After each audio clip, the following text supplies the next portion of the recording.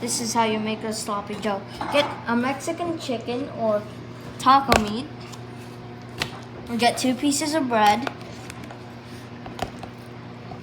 Put the chicken in the My bread. husband cooked this chicken with what? Taco seasoning. Taco seasoning. Okay, yes, that's taco seasoning, and that's roasted chicken. I got it. You just Mm. use it. And then you close it.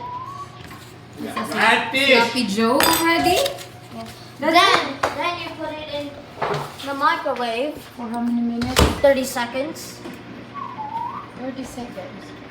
This is sloppy Joe. Is it? That's how fast. Then I want them to see how it looks.